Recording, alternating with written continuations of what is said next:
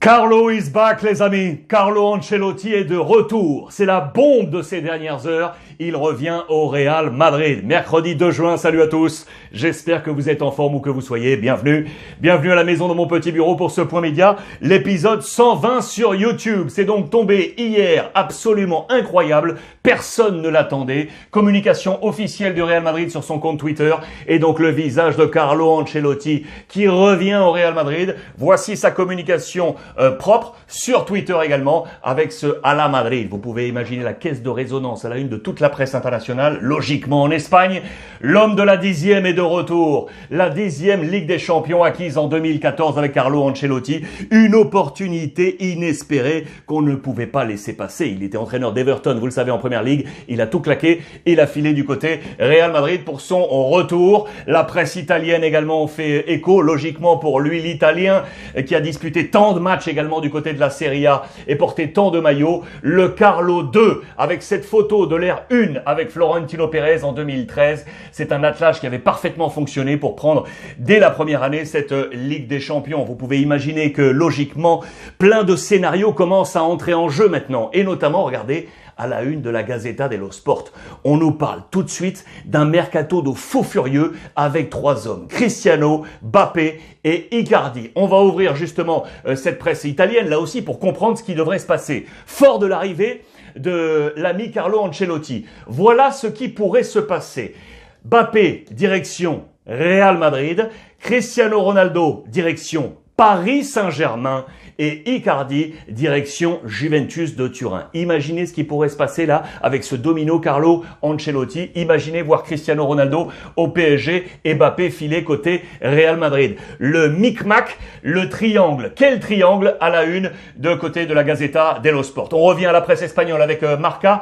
Touche-la une nouvelle fois. Toca-la otra vez. Por favor, s'il te plaît. C'est le peuple madrilène qui demande à Carlo Ancelotti d'aller toucher une nouvelle fois cette Ligue des Champions, cette 10e acquise pour le Real Madrid. Les 3 suivantes, il faut le rappeler et le souligner, sont de l'œuvre de Zinedine Zidane. Mais Carlo Ancelotti avait pris tout ça. Fort de sa présence, regardez, les vétérans auront peut-être une deuxième opportunité. Segunda oportunidad. Il faut savoir que dans le groupe actuel là, du Real Madrid, 11 étaient déjà sous les ordres de Carlo Ancelotti. La principale interrogation, c'est Gareth Bale. Il était là déjà lors de la première période de Carlo Ancelotti. Il va rentrer, vous le savez, cet été au Real. Que va faire Carletto? Le garder? Oui ou non? En tout cas, les vétérans auront une seconde chance avec Carlo Ancelotti. Dans les colonnes de AS également, vous le voyez, le contrat sera donc jusqu'en 2024. 2024 pour Carlo Ancelotti. Et donc, son staff va bouger. Et vous savez qui revient? Eh bien, regardez qui revient. Le sergent revient. Monsieur Pintus, le préparateur physique, le sergent Pintus revient à l'heure actuelle aux ordres de Zinedine Zidane. Vous le savez, c'était Greg Dupont qui était là, le préparateur physique de l'équipe de France. Malheureusement, lui qui a été l'homme du second projet Zizou, 59 blessures cette saison. Et du coup, on a pointé du doigt le travail de la préparation physique. Et du coup, l'homme qui avait été la pierre première de la première ère, Zinedine Zidane. Son premier transfert, c'était lui. Pintus, qui était venu épauler Zidane lors de sa première arrivée comme coach au Real Madrid. Eh bien, c'est lui qui revient sous les ordres de Carlo Ancelotti. Il était parti du Real après 3 ans passés, lorsque Zizou était revenu. Pourquoi? Parce que Zizou n'avait pas apprécié lorsque il était lui parti que Pintus reste. Ça, vraisemblablement, en tout cas selon nos confrères, cela n'avait pas alors plu à Zinedine Zidane. Pintus avait été évincé de son poste. L'ami Dupont était arrivé au Real Madrid. Eh bien, voilà que ce micmac se reforme. Ancelotti arrive, plus de Dupont et du coup Pintus qui revient aux manettes côté Real Madrid pour cette préparation physique. Côté Mercato, regardez ce qui se passe au Real. La première information forte de ces dernières heures, c'est que Lucas Vázquez va prolonger jusqu'en 2024, même date que Carlo Ancelotti. Il ne va pas répondre aux sirènes européennes et notamment du Paris Saint-Germain. Le Real Madrid a monté quelque peu ses émoluments pour garder Lucas Vázquez qui était un des plus fidèles lieutenants de Zinedine Zidane dans la période Real Madrid. Et puis enfin les informations autour de Sergio Ramos. Beaucoup de choses à vous dire. La première, regardez, c'est qu'il ne faisait pas partie de la campagne de présentation du tout nouveau maillot du Real Madrid. Le capitaine du Real, absent de cette campagne, c'est un signe fort dans le bras de fer que livre le président Florentino Pérez avec son capitaine quant à cette prolongation de contrat. Ce qui est sûr, c'est que la sélection espagnole n'est plus pour lui, vous le savez, il n'en fait pas partie. Les maillots ont été attribués, les numéros de maillots ont été attribués pour l'Euro avec la sélection espagnole. Les coéquipiers de Ramos ont tenu à saluer, bien entendu, le grand bonhomme qu'il est. Ils n'ont pas pris son numéro. Le numéro 15 espagnol, celui de Ramos, n'a pas été pris du côté de la sélection espagnole. C'est un signe à voir de salut pour l'ami Sergio Ramos. Dans les informations transferts encore aujourd'hui, parce qu'on y est dans ce mercato, on parlait de la Juventus de Turin avec Cristiano qui pourrait filer au Paris Saint-Germain. Regardez ce qui se passe avec le retour d'Allegri, vous le savez, c'est son chouchou. Ça, c'était durant la première période d'Allegri à la Juve. Il veut absolument garder Dybala. Du coup, la Juve dit OK. 10 sur le maillot, 10 millions. 10 millions d'euros à l'année. Voilà la nouvelle proposition faite à Dybala pour qu'il reste sous les ordres de Max Allegri qui lui aussi fabrique son staff. Barzagli, vous vous en souvenez, le défenseur de la Juventus, eh bien il pourrait faire partie du staff de Max Allegri. Il avait déjà fait 1 an au sortir de sa carrière aux côtés de Sarri. Eh bien il pourrait être dans le staff de la Juventus de Turin aux côtés de Max Allegri. On compose toujours avec du côté de l'Inter. Maintenant Inzaghi qui est arrivé, vous le savez, à la place de Conte. On est en train de nous parler du moltiplicatore. Pourquoi le multiplicateur? Parce que sous ses ordres, les attaquants qu'il a pu avoir sous ses ordres ont toujours performé au niveau des buts marqués.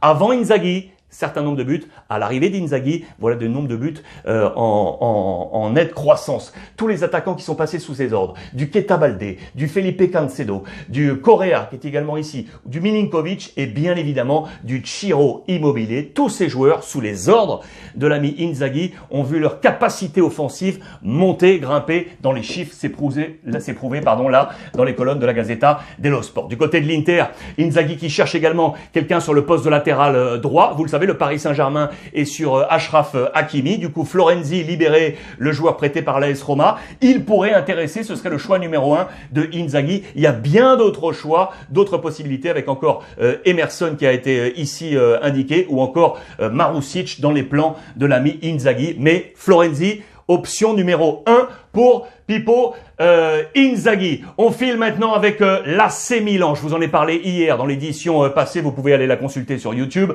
De Paul. Voilà l'homme que veut Pioli pour son milieu de terrain. Çalhanoğlu, son numéro 10, devrait filer du côté du Qatar pour le remplacer à ce poste. Poste pour poste, c'est De Paul qui a donc été choisi du côté de la formation milanaise. On devrait s'orienter vraisemblablement vers un hockey pour le voir arriver. En attendant, on prépare également les échéances prochaines. Vous savez que la Coupe d'Afrique des Nations va se jouer. 2 hommes très importants dans le dispositif de Milan, Kessié et Benasser. Pour prévoir ces départs, eh bien le Milan AC est en train de regarder du côté du championnat de France de Ligue 1. 3 hommes ont été ciblés. Ils sont là, les 3. Youssouf Fofana de l'AS Monaco, 22 ans. Boubacar Kamara, que vous connaissez, 21 ans de l'Olympique de Marseille. Ou encore Mady Camara, avec un C et non un K, 22 ans du côté de Saint-Etienne. Ces 3 hommes seraient ciblés par l'AC Milan pour pallier les départs de Kessié et Benasser durant la Coupe d'Afrique des Nations. Enfin, je termine ici parce que ça m'intéresse également dans ce parti mercato. La liste de Sarri. Si Sarri venait à signer avec la Lazio, c'est normalement prévu, vous le savez, il a déjà préparé son mercato. Regardez, 5 noms. Les 5 noms sont ici en rouge, vous les voyez, pardon, avec Isai du Napoli, Ligo Giannis de Cagliari également Nandes, Ilicic de l'Atalanta ou encore de River Plate, Raphaël Borré ici pour être à côté de Ciro Immobile. Mais attention, ça, ce n'est pas encore fait. Il y a une option 2 du côté de la Lazio pour Lotito au cas où ça ne se fasse pas. C'est Vitor Pereira qui est ici. C'est lui l'homme qui pourrait être l'option B du côté de la Lazio. On va tourner les pages et on va filer maintenant avec le Barça. Les amis, le Mercato Barça, pièce 2. Après l'arrivée hier du Kun Agüero, voici Eric Garcia en provenance de Manchester City, le défenseur central qui débarque en Catalogne. C'est un retour, c'est un Catalan formé à Barcelone qui est parti sous les sirènes anglaises pour gagner de l'expérience. Il est de retour à la maison. Vuelve a casa, vous le voyez, pardon. C'est l'ADN Barça qui est ici représenté. C'est le fils prodigue dans les colonnes du quotidien Sport. C'est C'est un contrat qui va courir jusqu'en 2026 et la clause de libération, 400 millions d'euros. 400 millions d'euros à titre de comparaison. Hier, Kun Agüero, 100 millions d'euros pour un joueur de 33 ans. C'est sûr, du côté du FC Barcelone. Voilà un renfort de choix pour le FC Barcelone. Conférence de presse hier, la présentation habituelle avec le président Laporta. Voilà qui va nous ouvrir, ce qui est sûr, une concurrence féroce au poste de défenseur central et notamment pour Samuel Umtiti, le français, qui va donc être obligado a salir, obligé à sortir du FC Barcelone et trouver un nouveau point de chute. L'arrivée d'Eric Garcia vient contrer les plans de Samuel Umtiti. Toujours regarder ça avec cette présentation et j'ai bien aimé parce qu'on voit une nouvelle fois le rythme trépidant avec midi 11 la visite médicale, 13h29 la signature du contrat, 13h42 la présentation au Nou Camp et 14h01 la présentation officielle du maillot. On le met en parallèle avec bien évidemment la carrière de Gérard Piqué, le grand capitaine qui lui aussi jeune était sorti du Barça pour aller vivre l'aventure anglaise à Manchester mais United. Eric Garcia en a fait de même, formé au FC Barcelone et parti en Angleterre à Manchester mais du côté de Manchester City. Il y a un parallèle entre les deux hommes. Lui veut éviter logiquement la comparaison avec le grand capitaine Gérard Piqué. Au rythme du mercato, on a la suite du feuilleton maintenant. Kun Agüero avec son histoire d'amour, avec son copain d'enfance, l'ami Lionel Messi. Il devrait se retrouver donc sous le maillot du Barça si Messi reste, ce qui est vraisemblablement le cas dans les prochaines semaines. Ils vont se retrouver là, vous le savez, sous le maillot national pour les prochains matchs de l'Argentine et notamment pour la Copa América qui va se jouer au Brésil. Les deux hommes se connaissent depuis 2005 avec une sélection argentine des moins de 20, mais on nous dit dans ses pages intérieures que Léo Messi se souvient déjà du Kun Agüero 2 ans plus tôt, soit en 2003. En 2003, lorsque ce dernier jouait du côté de Independiente, il le regardait à la télévision. Les deux hommes se sont connus comme ça sur ces images avant de se retrouver le maillot des jeunes du côté de la sélection argentine. Que va-t-il se passer avec Koeman, les amis? Va-t-il rester, oui ou non? On est toujours dans cette incertitude, vous le savez. Vraisemblablement, les heures passent et il devrait rester. Le président Laporta devrait finalement opter pour une continuité. Vous le voyez avec 1 an de plus sur objectif pour Ronald Koeman qui vraisemblablement sera l'entraîneur du Barça la saison prochaine. Junior, vous le savez, Junior Firpo, latéral du FC Barcelone, lui devrait quitter pour faire du cash cet été. C'est la première ligue qui semble intéressée par le profil de Junior Firpo, intéressant pour le Barça. Le champion, l'Atlético Madrid, avec plusieurs choses, plusieurs papiers, ça m'a intéressé. Ça, j'ai beaucoup aimé cette photo. Regardez, c'était lors des derniers matchs lorsqu'il était encore joueur à l'Atlético Madrid. Regardez déjà cette posture d'entraîneur avec ici l'entraîneur d'alors de l'Atlético, Gregorio Manzano. Eh bien, regardez cette attitude. C'est vraiment un chef de file. C'est pour montrer qu'il a apporté la stabilité à l'Atlético Madrid. Tout simplement pourquoi 9 entraîneurs différents en 9 saisons avant l'arrivée del Cholo Simeone. 9 entraîneurs différents avant son arrivée al Cholo Simeone. Depuis, c'est l'homme fort, c'est l'homme de la stabilité de l'Atlético Madrid. Plein de joueurs qui incarnent cette stabilité et la science del Cholo Simeone. Le dernier en date, c'est lui, Llorente, l'international espagnol qui sera bien évidemment à l'Euro. C'est l'un des hommes forts là du dispositif El Cholo. Il a transformé une mutation de Llorente comme il l'avait fait déjà avec Griezmann ou encore Lucas, Thomas ou l'ami Arda Turan. C'est très intéressant de lire ça. Très bon papier dans les colonnes de AS aujourd'hui du côté de la presse espagnole. J'en termine avec ces informations transfert avec la France pour vous montrer là aussi plusieurs choses.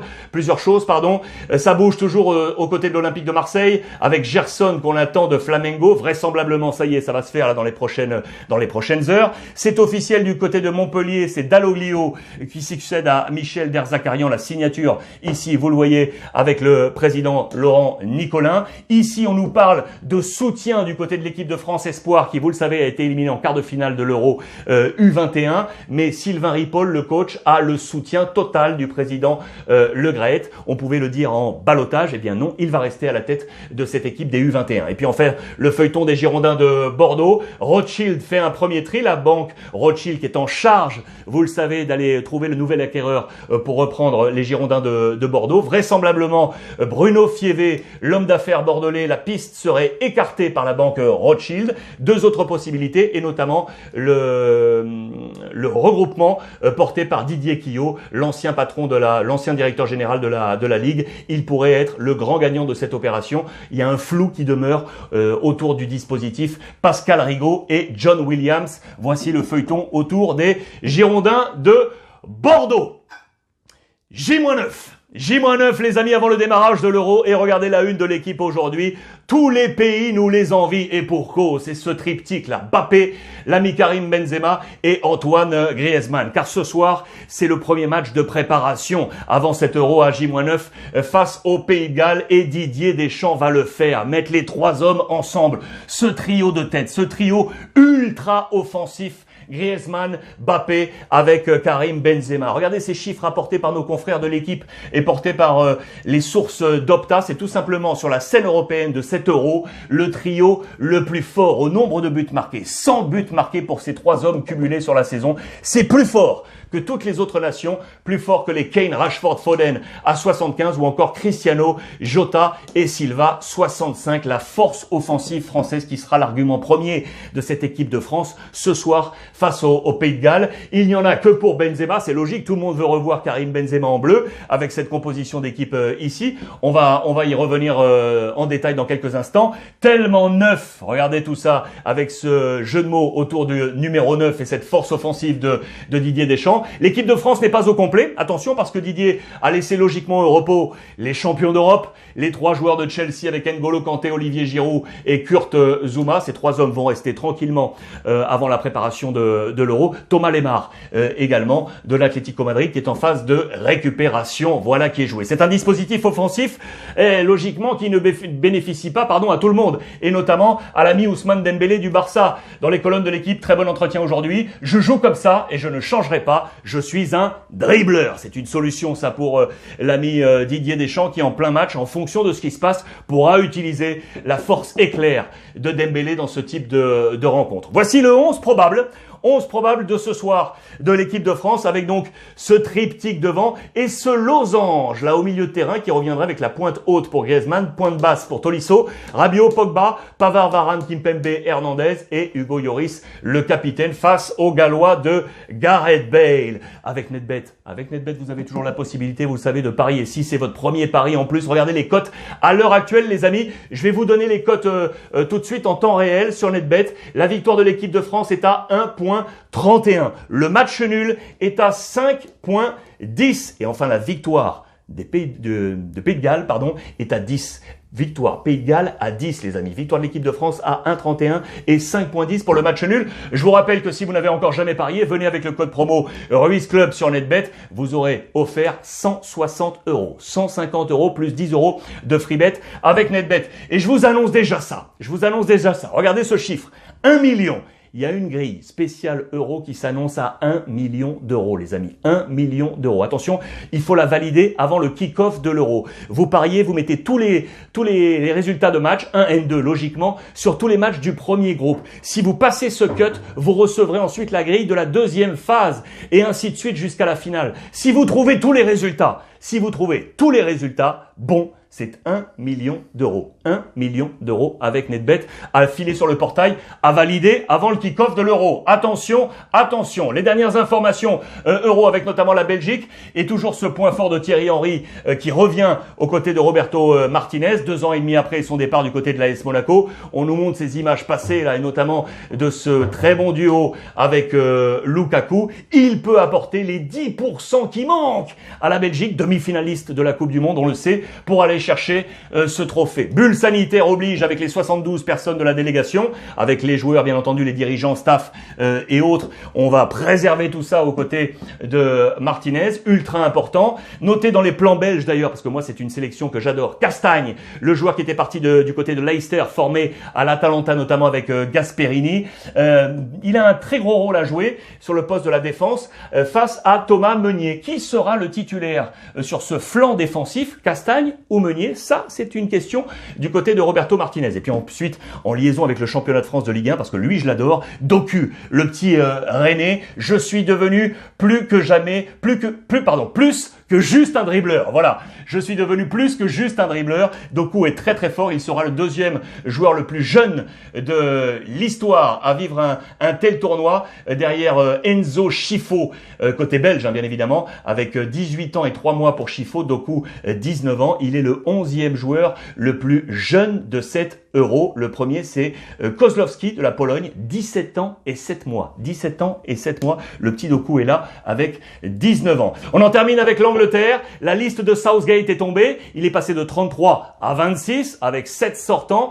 Et la grosse surprise, elle est là. C'est Alexander Arnold, le joueur de Liverpool, avec ce chiffre 4. Pourquoi? Parce qu'il a pris 4 joueurs au poste de latéral droit. 4 joueurs au poste de latéral droit. C'est absolument incroyable. Avec Reece James qui est ici, avec Kieran Trippier et Kyle Walker. Voici les 4. Pourquoi? Il s'en explique, l'ami Southgate. Il y a beaucoup de blessures, vous le savez, notamment avec Maguire ou encore Henderson de Liverpool. Et il le dit très très fort, ces 4 joueurs sont capables de jouer sur plusieurs positions. Ça a été une surprise, mais il a réfléchi, pensé, et donc 4 joueurs au poste de latéral droit, et notamment le grand retour d'Alexander Arnold, qui était absent du rassemblement de mars, mais pour la petite histoire, il est arrivé comme une surprise. Ces petites histoires qui font la grande histoire du football. Les amis, on se retrouve très vite. Merci une nouvelle fois de votre fidélité. On échange via le hashtag Ruiz Club sur la chaîne YouTube. Je vous le rappelle, elle est gratuite. On agite la petite clochette, et comme tous les jours, profitez des vôtres.